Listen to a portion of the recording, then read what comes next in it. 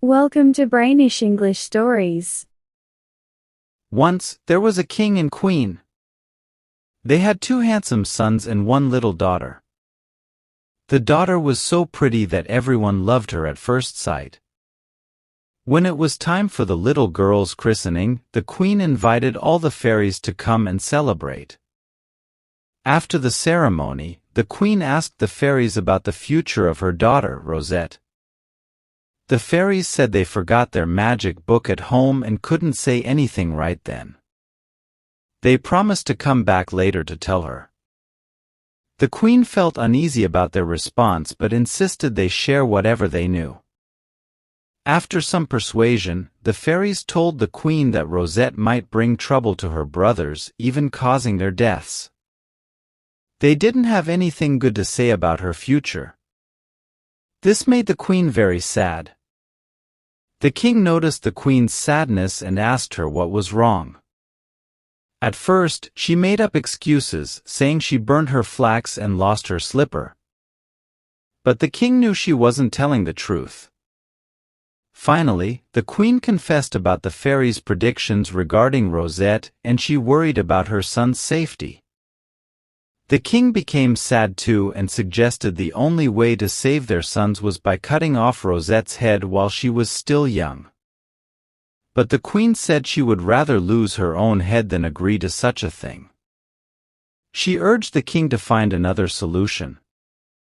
They thought and thought, but couldn't come up with anything. Then the queen heard about an old hermit who lived in a big forest near the castle. People went to him for advice. So she decided to visit him, hoping he might know how to prevent the misfortunes the fairies predicted. Early the next morning, the queen rode on a pretty white mule, with 2 of her ladies on beautiful horses behind her. They walked through the thick forest until they reached the hollow tree where the hermit lived. At first, he was annoyed to see them as he didn't like having ladies around. But when he realized the queen was there, he welcomed her and asked what she needed. The queen told him about the fairies' predictions for Rosette and asked for advice. The hermit said they should lock the princess in a tower and never let her out again. The queen thanked him and hurried back to the castle to tell the king. They wasted no time and built a tall tower where Rosette was confined. The king, queen, and her brothers visited her every day to keep her company. The older brother, known as the Great Prince, and the younger one, called the Little Prince, loved Rosette dearly. She was the sweetest and prettiest princess anyone had seen.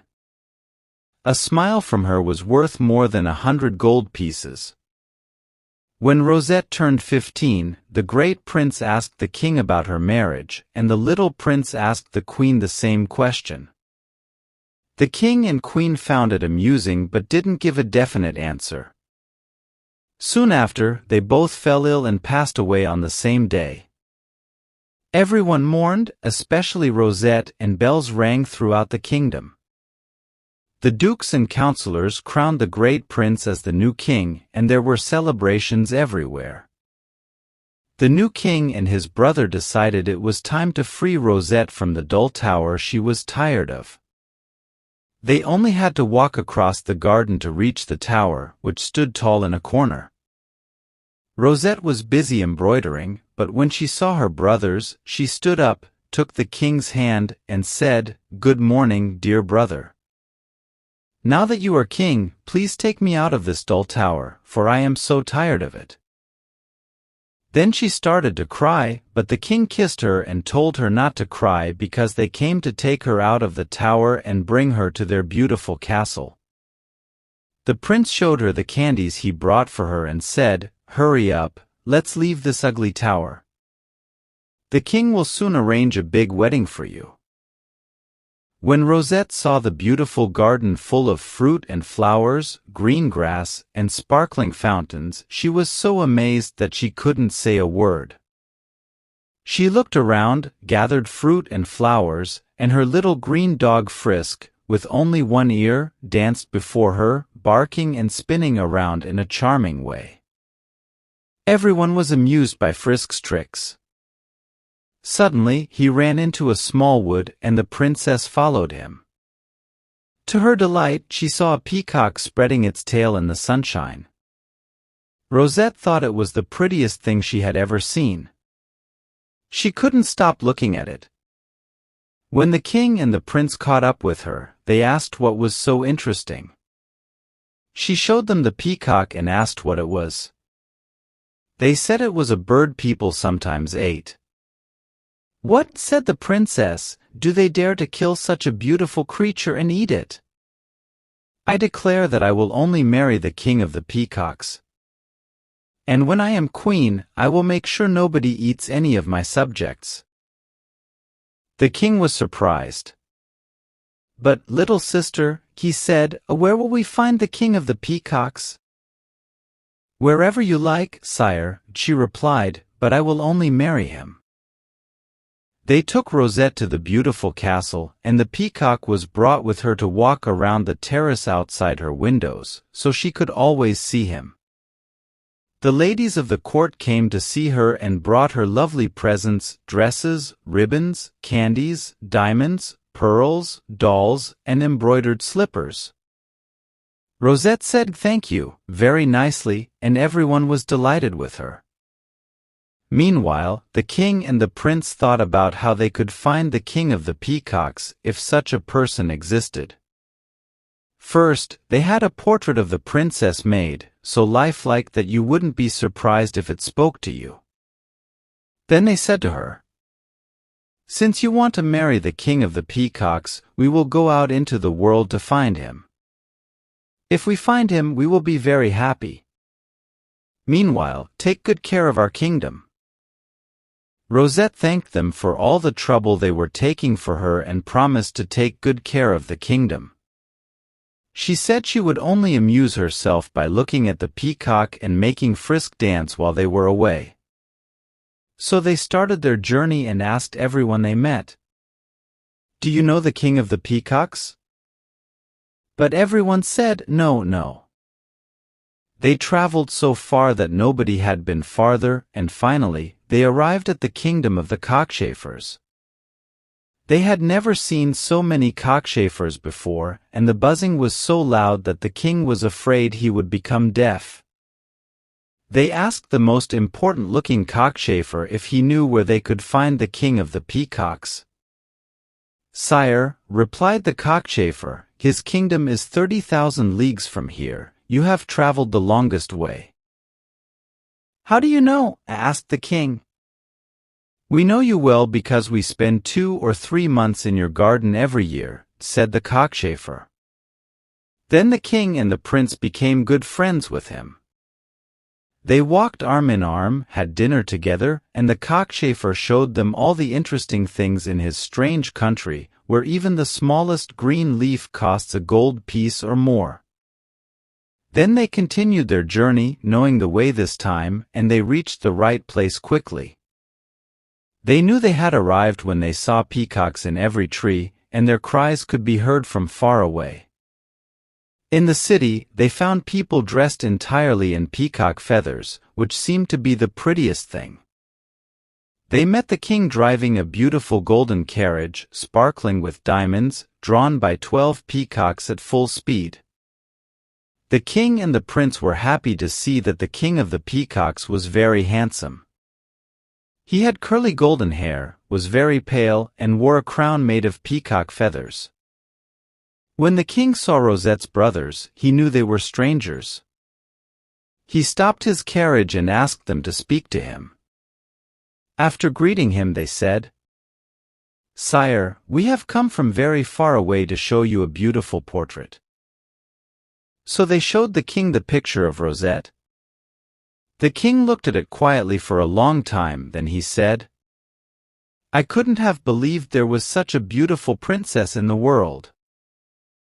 "She's really 100 times prettier than that," said her brothers. "I think you're teasing me," replied the king of the peacocks. "Sire," said the prince, "my brother is a king like you. He's called the king, I'm called the prince, and that's the picture of our sister, Princess Rosette. We're here to ask if you'd like to marry her." She's as good as she's beautiful, and we'll give her a lot of gold pieces for her dowry." "Of course," replied the king.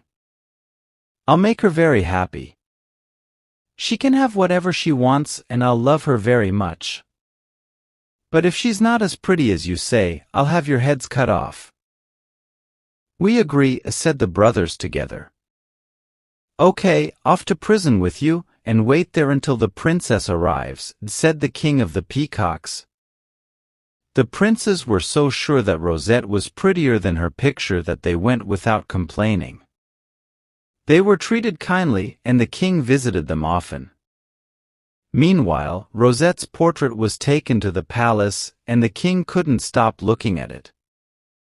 Since the king and the prince were in prison, they sent a letter to the princess, telling her to pack her things quickly and come to them because the king of the peacocks was ready to marry her. They didn't mention they were in prison to avoid worrying her. When Rosette got the letter, she was so happy that she told everyone the king of the peacocks was found, and she was going to marry him. There were celebrations with guns firing and fireworks. Everyone got cakes and sweets. For 3 days, anyone who visited the princess got bread and jam, a nightingale's egg, and some special drink. After entertaining her friends, she gave away her dolls and left her brother's kingdom in the care of wise old men, telling them to take care of everything until the king returned, especially her peacock. Then she set out, taking only her nurse, the nurse's daughter, and the little green dog Frisk. They sailed on a boat, carrying a bushel of gold pieces and enough dresses for the princess for 10 years if she wore 2 each day. They laughed and sang all the way. The nurse asked the boatman, "Can you take us to the kingdom of the peacocks?" He replied, "Oh no, not now." Then she insisted, "You must take us." He said, "Very soon, very soon." Again, she asked, "Will you take us?" The boatman finally agreed a yes, yes. Then the nurse whispered, "Do you want to become rich?" The boatman eagerly said, "Yes, I do." "I can help you get a bag of gold," she said. "Tell me how," the boatman exclaimed. The nurse explained, "Tonight, when the princess is asleep, you must help me throw her into the sea. Once she's drowned, I'll dress my daughter in her beautiful clothes. We'll take her to the king of the peacocks, who will be happy to marry her. As your reward, you'll get your boat filled with diamonds." The boatman was shocked by the idea. "But it's a shame to drown such a pretty princess." Finally, the nurse convinced the boatman to help her. One night, while the princess was fast asleep with Frisk curled up at her feet, the wicked nurse, with the help of the boatman and her daughter, picked up the princess, along with her feather bed, mattress, pillows, blankets, and all, and tossed her into the sea without waking her up. Luckily, the princess's bed was stuffed with phoenix feathers, which always float on water. So, Rosette floated around like she was in a boat. After a while, she felt cold and turned around, waking Frisk, who started barking. His barking woke up all the fish, who came swimming up and poking at the bed. Rosette thought the bed was rocking on the water and was glad she wasn't often this uncomfortable. The wicked nurse and the boatman heard Frisk barking and thought the princess and her dog were drinking seawater. They hurried to land, thinking they were close to the city of the king of the peacocks. The king sent 100 carriages to meet them, drawn by various animals like lions, bears, eagles, and peacocks. Rosette's carriage had 6 blue monkeys performing tricks.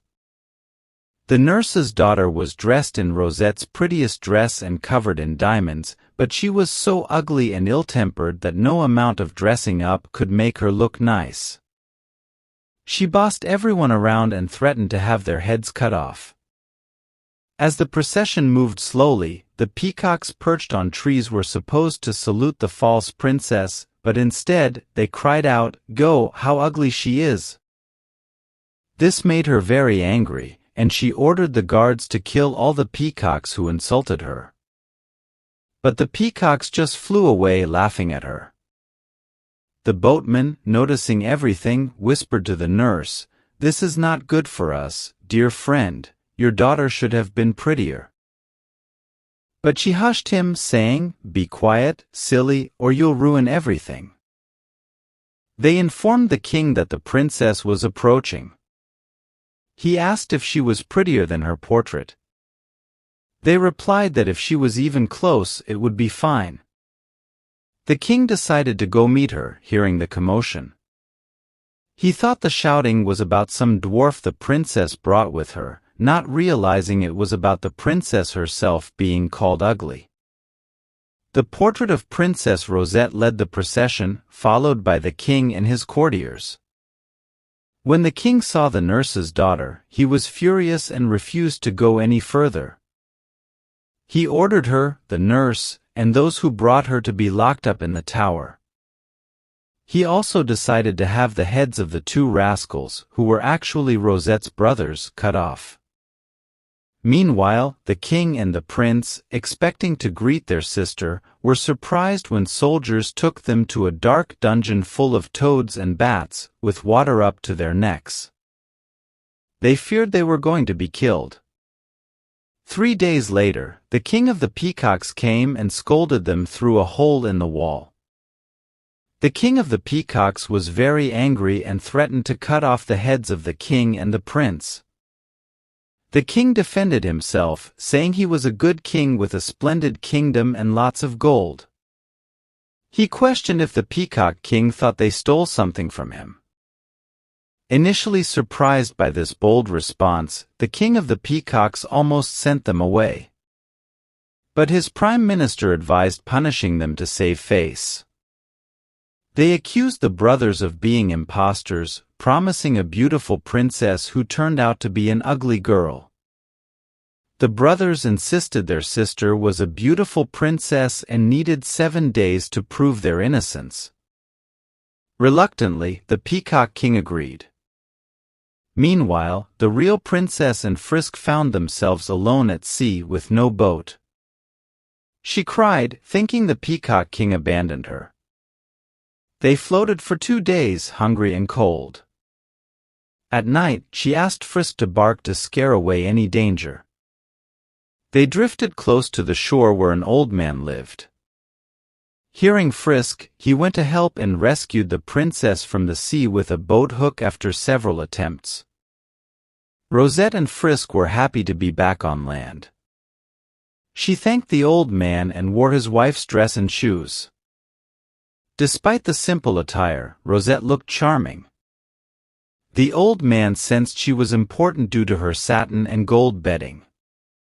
Rosette trusted him and shared her story, crying at the memory of being thrown overboard. The old man asked what to do next. He offered only black bread and radishes, which wouldn't suit a princess. He suggested telling the king of the peacocks about her presence, as he might want to marry her. But Rosette refused. She believed the king was wicked for trying to drown her. Instead, she asked for a basket. Tying it to Frisk's neck, she sent him to fetch the best food from the town. Frisk went to the king's kitchen, where the best dinner was being prepared. He cleverly took all the food and brought it to Rosette. Later, he returned for the best treats from the pantry. When the king wanted dinner, there was nothing left. He was angry and ordered a grand supper. In the evening, Rosette sent Frisk again to bring the best roasted food from the town's kitchens. Frisk took everything from the king's kitchen and returned for the sweets meant for the king's supper. The king, hungry and angry, found his dinners disappearing for 3 days straight. The prime minister, worried the king would starve, hid in the kitchen. He saw Frisk, the little green dog, take the food and tracked him to the old man's cottage. The king, astonished, went there with soldiers and caught them having dinner. The king ordered them bound, including Frisk. He planned to execute them along with the thieves stealing his food. The old man begged for time to explain. The king, seeing Rosette cry, listened. Learning her story, he embraced her and set them free. He brought her brothers and the traitors who begged for mercy. The king and Rosette forgave them. The old man was rewarded, and the king of the peacocks apologized for the mistreatment. Rosette got back her dresses, jewels, and gold pieces. They had the wedding and everyone lived happily. Even Frisk enjoyed the best meals for the rest of his life.